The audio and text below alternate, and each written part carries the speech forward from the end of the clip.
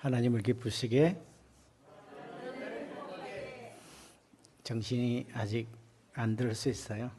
하나님을 기쁘시게 사람들을 행복하게 올해의 표입니다.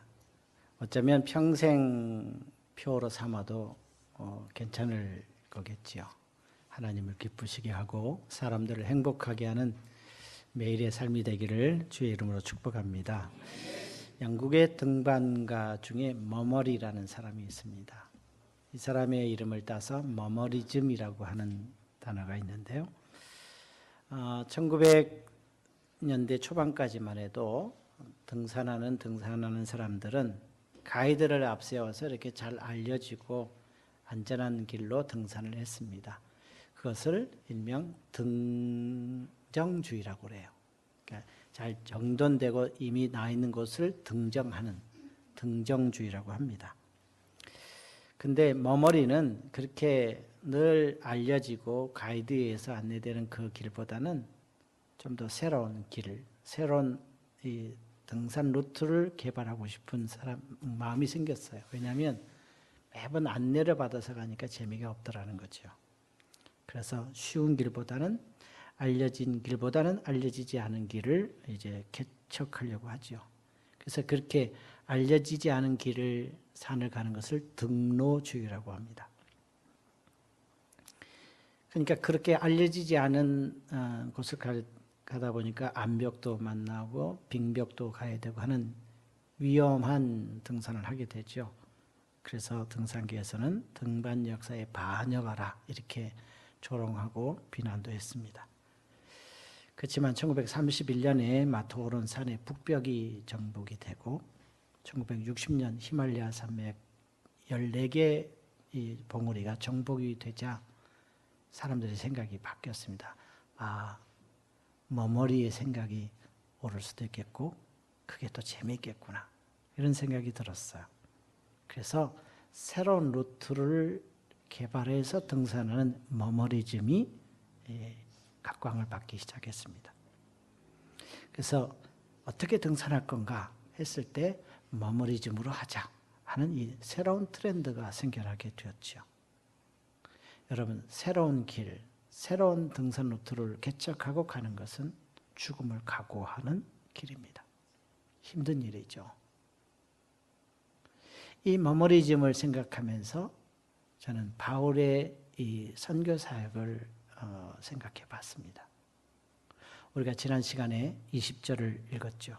또 내가 그리스도의 이름을 부르는 곳에는 복음을 전하지 않기를 힘썼노니 이는 남의 터 위에 건축하지 아니하려 함이라. 이것은 복음 사역을 할 때 자신이 복음을 위한 길잡이가 되겠다. 개척자 정신을 가지고 하겠다. 또는 순교적 각오를 가지고 사역을 감당하겠다라는 것입니다. 남이 가지 않은 그곳에서 복음을 전하고 남이 간 곳은 피해서 복음이 없는 불보지에 가서 복음을 전하겠다는 바울의 선교 원칙이 바로 이 시대 머머리가 실행했던 머머리즘과 같습니다. 그게 근데 바울뿐이겠습니까? 사실 우리도 그렇게 살아가고 있습니다. 여러분, 어떤 면에서 우리 모두는 다 한 번도 걸어보지 않은 길을 걸어가는 사람이고 때로는 앞장서서 걸어갈 때가 있습니다. 우리는 한 번도 가보지 않은 길을 지금 걸어갑니다. 어제까지는 다 걸어봤지만 오늘 이 시간 새로운 날을 맞이해서 하루 지날 때 우리가 겪어본 길을 걸어가는 것 아닙니다. 오늘이란 날을 우리가 만나본 적이 없습니다. 그런 면에서 새로운 길을 걸어가는 것이고 이 길을 걸을 때 앞장서서 걸어간다면 두렵고 힘들고 때로는 죽음도 만날 수 있습니다. 그렇지만 보람이 있고 가치가 있습니다.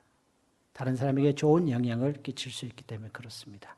그런 삶을 살 때 하나님을 기쁘시게 하고 사람들을 행복하게 할 수 있는 거죠. 여러분, 남보다 앞장서서 가는 것은 쉽진 않지만 그 길을 걸어가야 된다면 또 걸어가야 되는 우리들인데 부모로 전식으로, 성도로 직분자로, 목사로 다 앞장서서 걸어갈 때 어떤 모습이어야 될 것인가 하는 것은 중요해요. 그런 면에서 오늘 우리가 읽은 22절부터 24절까지의 말씀 속에서 바울의 모습을 발견해 본다면 정말 앞장서서 걸어가는 사람들이 어떤 사람이어야 되는지를 발견할 수 있습니다. 그 첫 번째가 어떤 상황에서도 포기하지 않습니다. 우리 22절을 같이 읽어보겠습니다. 시작.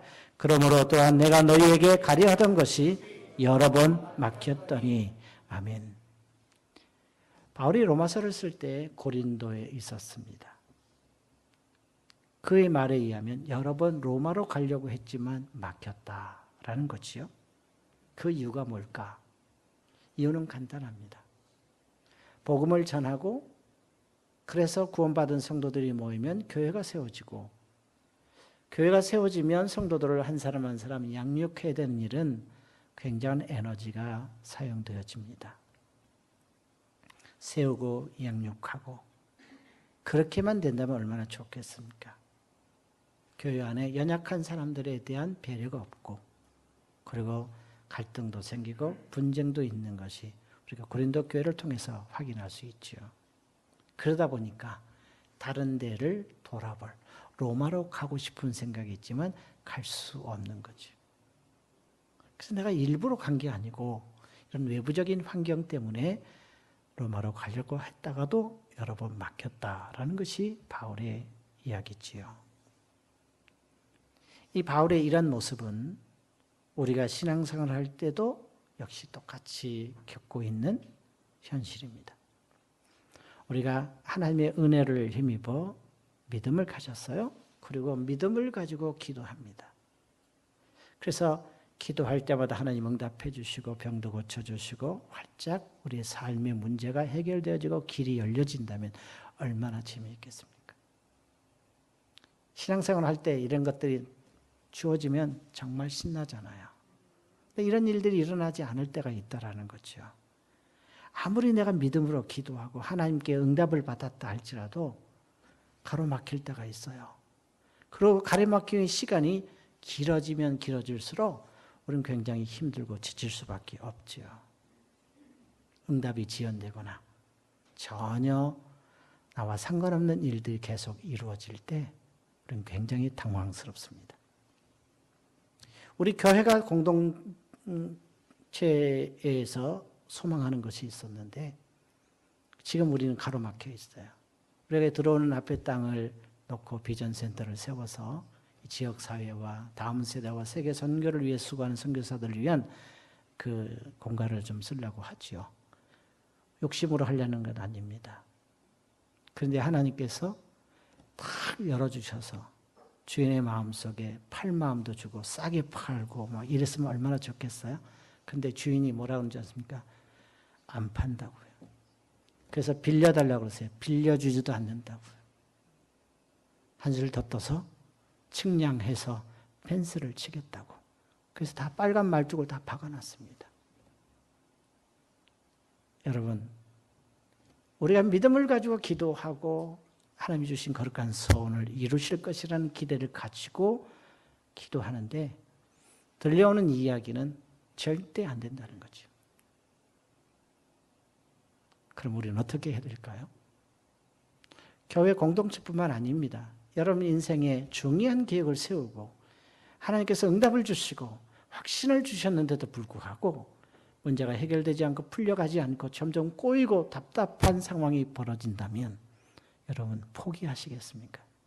아니면 어떻게 태도를 취해야 옳겠습니까? 여러분 이때 여러분들의 믿음의 현주소를 확인해 볼 필요가 있어요. 믿음을 가지고 기도하며 행동하는데 막힌다면 우리가 해야 될 일이 있어요. 그래도 하나님을 신뢰해야 합니다. 왜냐하면 하나님의 때가 있고 하나님의 방법이 있습니다.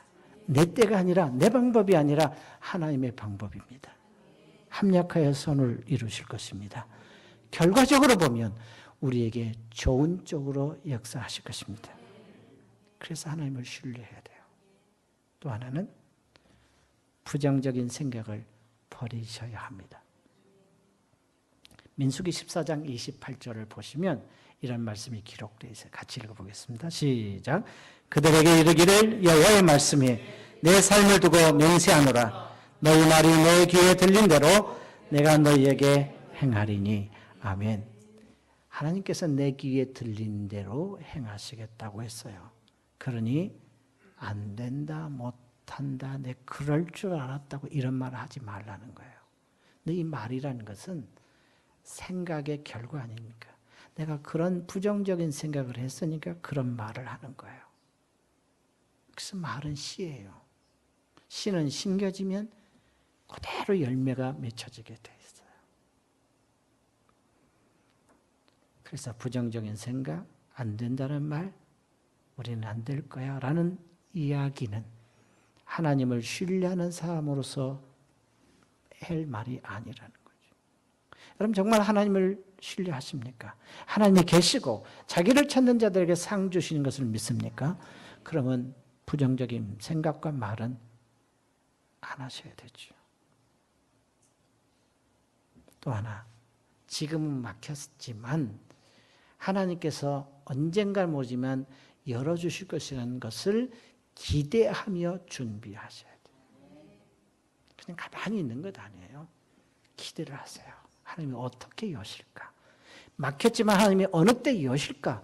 기대하시고 그 사이에 내가 준비해야 될 것은 무엇인가? 천천히 살펴보면서 기다리는 거죠. 왜냐하면 여러분 보십시오. 여러 번 가려고 했지만 막혔는데 바울에게 때가 찾아왔어요.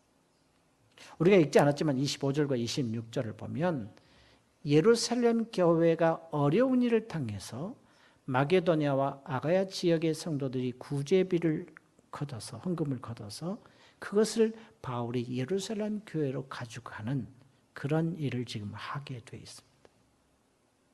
지금까지 막혔지만 예루살렘으로 갔다가 로마로 가겠다는 기대에 부푼 꿈을 펼쳐가려고 합니다. 만약에 하나님께서 막았으니 안 가게 되었구나라고 포기했다면 그 이후에는 어떻게 됐을까요? 기대하고 준비한 바울에게 하나님이 기회의 문을 여시는 겁니다. 여러분, 우리가 걸어가는 길, 남보다 앞장서서 가정을 위해서, 일터를 위해서, 교회를 위해서 헌신할 때 정말 이거는 잘 돼야 되는데 불구하고 막히고 가로막히고 심한 어려움이 있을 때 그때 포기하지 않고 하나님이 합력하여 선을 이루시고 하나님이 여실 때가 있다는 믿음을 가지고 포기하지 않기를 바랍니다.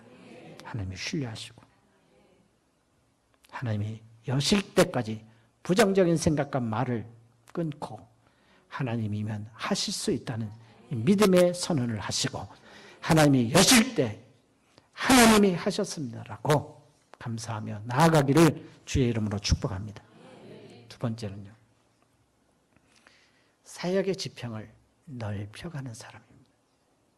앞장서서 길을 걸어갈 때 힘들고 어렵지만 사역의 지평을 넓히는데 좀 전에 제가 말씀드린 것처럼 바울은 로마서를 기록할 때 고린도에 있었다고 했습니다. 그러나 사실은 이 예루살렘과 일루리곤 사이에 고린도를 비롯한 에베소, 데살로니가, 빌립보, 다메섹 등등의 도시들이 있었어요.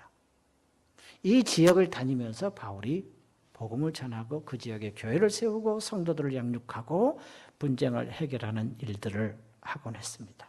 그런데 23절을 보시면 이렇게 시작해요. 이제는 이 지방에서 일할 곳이 없다. 이 지방은 바로 예루살렘과 일루리곤 사이에 있는 좀 전에 말씀드린 그 소도시를 이야기해요. 여러분 근데 정말 이곳에서 일할 곳이 없나요? 교회를 세우고 성도들을 양육하고 교회의 질서를 세우는 일들은요 끝도 없습니다. 부모 여러분 자녀를 낳아놓고 길렀는데 이 정도면 내가 됐다라고 그렇게 할 수 있습니까? 부모는요 자식이 장가가고 장가가서 애 낳고 그래도 계속해서 AS를 해줘야 되는 서비스 센터와 같아요. 평생 AS 센터 해줘야 돼요. 그렇지 않습니까? 애 낳고 있는 할아버지 할머니 됐으니까 난 쉬겠다 아니에요. 이젠 또 손주까지 봐줘야 되는. 할 일이 너무 많은 거예요. 마찬가지로 바울이 이 지역에서 복음을 전했는데 이젠 됐다가 아니에요. 끊임없이 계속해서 사역을 감당해야 되는데, 그런데 지금 바울이 이제는 일할 곳이 없다라고 하는 의미가 뭘까요? 정말 일이 없을까요? 아닙니다. 일은 정말 많습니다. 바울의 관심을 지금 얘기하는 겁니다. 그의 관심은 예루살렘과 일루리곤에 있는 그 지역만이 아니라 온 세계 복음이 전파되지 않는 곳에 자기 마음이 가 있다라는 겁니다. 그래서 이렇게 시작하잖아요. 이제는 이렇게. 이제는 란 말은 새로운 사역의 시작이 있다라는 의미로 그렇게 쓰고 있죠. 이제 새롭게 시작할 때가 됐다. 그 의미로 이제는 이곳에서 일할 곳이 없네 라고 얘기하는 거죠. 그래서 여러분 말씀 보면 또 여러 해 전부터 언제든지 서반으로 갈 때 너희에게 가기를 바라고 있었다라고 얘기하면서 그가 정말 관심 있는 것은 로마가 아니라 서바나라는 거죠. 서바나는 지금 스페인입니다. 제가 일부 예배 드릴 때 스페인 얘기하면서 우리 스페인 언제 한번 가봅시다 그랬더니 몇 사람이 같이 가자고 그러더라고요. 돈은 내가 내는 게 아니고 각자가 내는 거야. 이 서바나 스페인은 로마에 속해 있는데 유대인들이 많이 이주해서 살았습니다. 근데 그것은 복음을 전하지 않았었어요, 사람들이. 그래서 그곳에 가서 바울은 복음을 전하려고 하죠. 근데 여러분, 왜 바울은 지금 서바나를 언급할까요? 그것은 복음에 대한 충성 때문에 그래요. 주님께서 마지막 명령을 내실 때 성령이 임하시면 너희가 권능을 받고 예루살렘과 온 유대와 사마리아와 어디까지요? 땅끝까지 이르러 내 증인이 되라. 그걸 말씀하셨을 때 그 땅끝을 바울과 그 당시의 사람들은 서바나, 스페인으로 여겼습니다.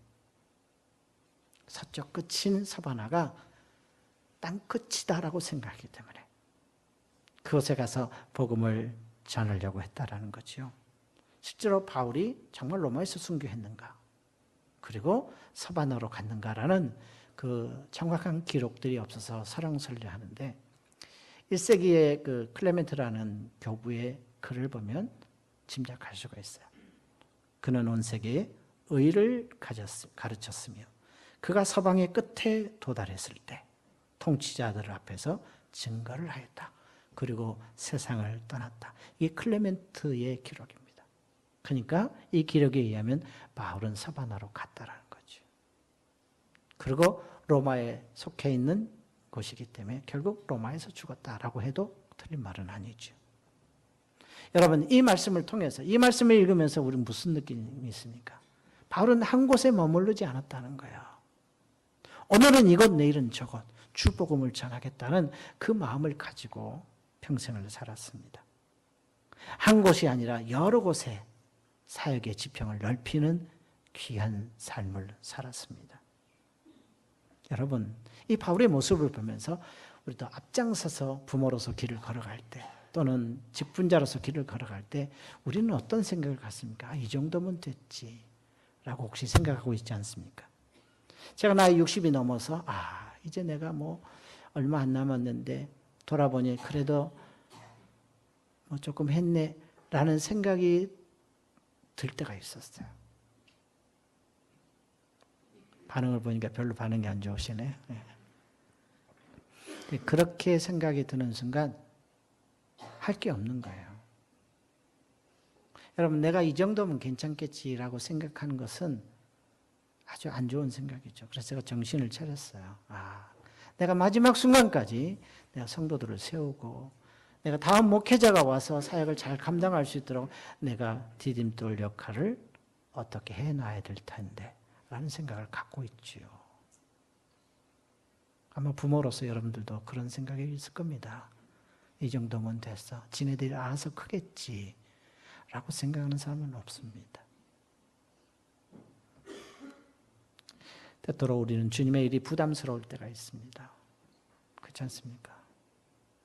남들이 하지 않은 길을 내가 가야 되고 하지 않은 일을 내가 먼저 할 때 외롭고 힘들 때도 있지요. 그래서 부담스럽습니다. 그러나 여러분, 하나님이 우리에게 이 귀한 일들을 허락하실 때 남보다 앞장서서 하게 하시는 것은 축복이고 그리고 정말로 가치 있는 일입니다. 바울이 충성스럽게 감당하면서도 내가 이 지역만이 아니라 사바나로 가서 복음을 전하겠다는 이 충성스러운 마음을 표현하고 결국 그 일들을 감당해낸 것처럼 여러분, 우리 각자에게 맡겨진 부모 또는 직분자로서 또는 일터에서의 여러 가지 일들을 감당할 때 그것 때문에 허덕이면서 힘들어하며 주저앉는 어리석은 무능한 사람이 아니라 하나님에게 은혜를 주셨으니 내가 충성스럽게 감당하리라. 이 마음을 가지고 충성하시고 이를 다 감당한 다음에 됐다 이 정도면 이런 생각이 아니라 내가 또 무엇을 할 수 있을까? 내가 어떻게 주님을 위해서 헌신할까? 내가 헌신한 내용들은 더 넓히고 또 많이 할 수 있는 그건 뭘까? 찾아볼 수 있는 사역의 지평을 넓히는 우리 모두가 되기를 주의 이름으로 축원합니다.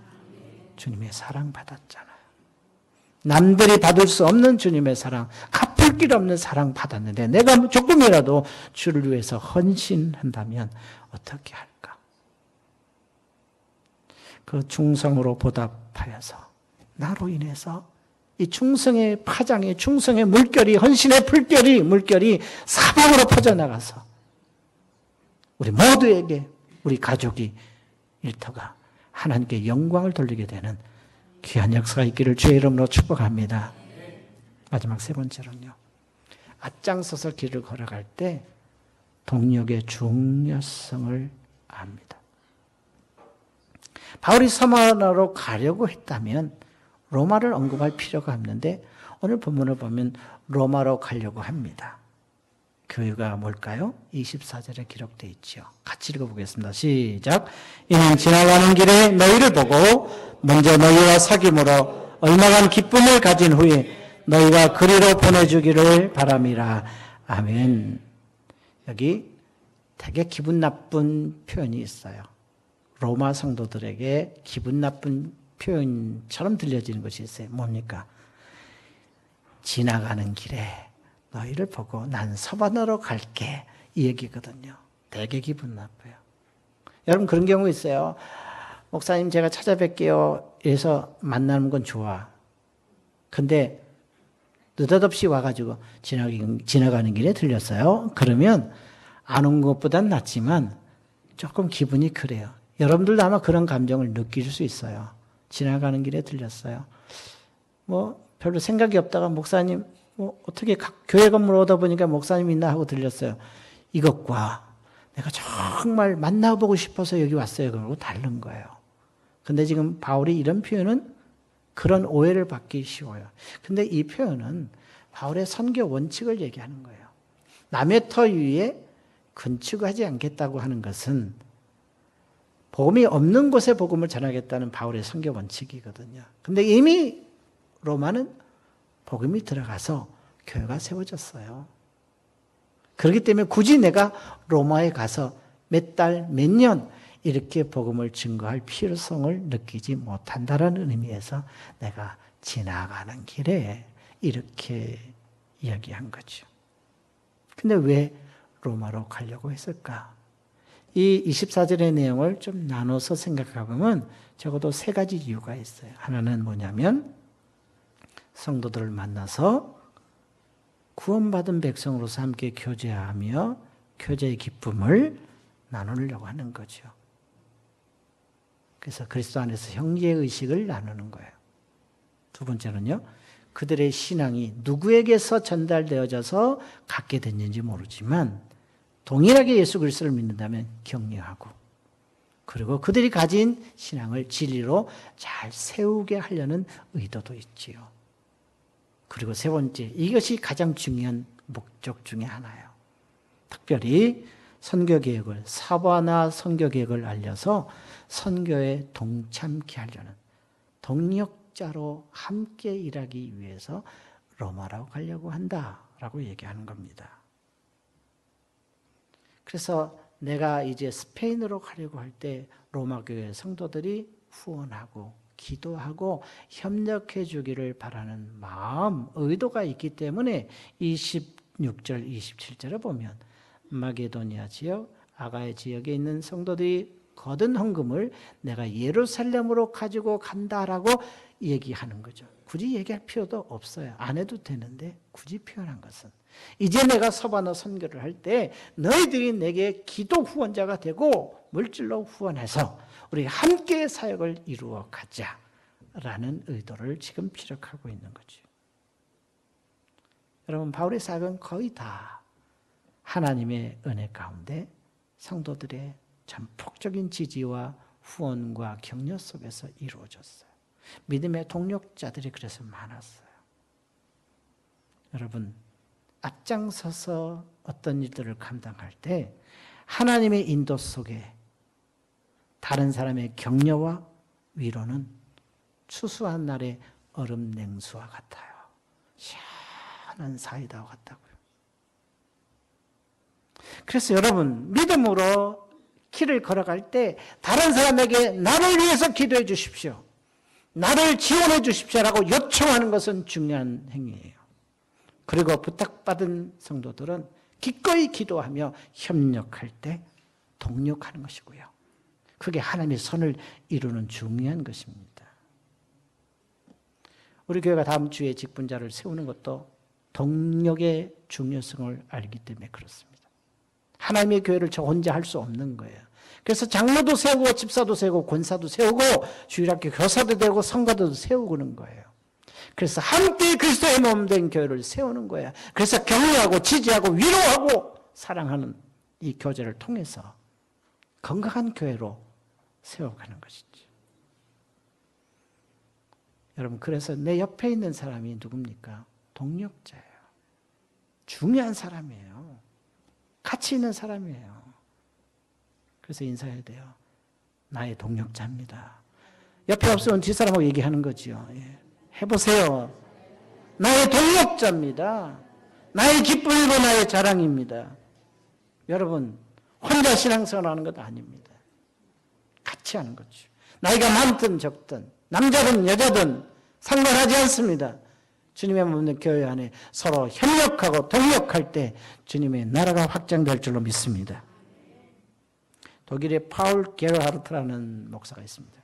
세상에서 가장 불행한 사람으로 불렸습니다. 왜냐하면 유럽에 불어닥친 30년 전쟁 때문에 12살 때 아버지를 잃었어요. 14살 때 어머니를 잃었습니다. 조실 부모했어요. 근데 그 가운데 하나님께서 자신을 목회자로 부른다는 생각을 가지고 소명을 가지고 이제 목사가 되기 위해서 신학교에 진학을 했는데 졸업을 14년 만에 했습니다. 그 이유는 돈이 없어서 14년 만에 졸업을 했어요. 그리고 44살에 한 시골 교회의 담임 목사로 부임했는데 44살에. 근데 그때 패스트가 유럽에 강타를 했어요. 그 식구가 7명이었어요. 부부와 애들 5명. 많이도 낳았어요. 그런데 이 패스트로 아내가 죽고 5명 중 4명을 한꺼번에 잃었어요. 여러분, 이렇게 되면요, 진짜 불행 중에 불행이에요. 아내도 잃었어요. 자식을 4이나 잃었어요. 딱 아이 하나 남았어요. 고통, 슬픔, 그게 그 사람의 이름을 치면 떠오르는 거예요. 안 그렇겠습니까, 여러분? 근데 원망하지 않았대요. 그런 고통의 순간마다 그가 견뎌낼 수 있는 것은 뭐냐면 신앙시를 썼다는 거예요. 그 시 중에 고통과 슬픔이 나를 하나님의 곁으로 인도하신다. 이건 너무 귀한 고백이야. 여러분, 고통과 슬픔이 나를 하나님 곁으로 인도한다. 누가 이렇게 얘기할 수 있어요? 나 이렇게 고백하지 못했어요. 시련을 통해 나는 하나님의 크신 사랑을 확인한다. 너무나도 귀한 고백이에요. 그래서 그가 쓴 찬송 시편 시가 123편이나 되는데 옛날 찬송가에는 18장이 있었어요. 근데 내가 앞만 뒤져보니까 이번에 새로 개편된 찬송가에는 그 사람이 쓴 찬송시가 없더라고요. 여러분, 아내를 잃고 자식을 4명이나 잃고 그러면서도 목회를 감당하고 하나님의 말씀을 전하고 고통과 슬픔이 나를 하나님 곁으로 인도한다는 이 꿋꿋한 표현을 하면서 살아가는 그 모습을 보고 많은 사람들이 위로를 얻었다고 그래요. 인생의 고단한 길을 걸어갈 때 사람들이 그 목사님 바라보고 위로와 소망을 얻었다는 거죠. 그 이유가 뭘까요?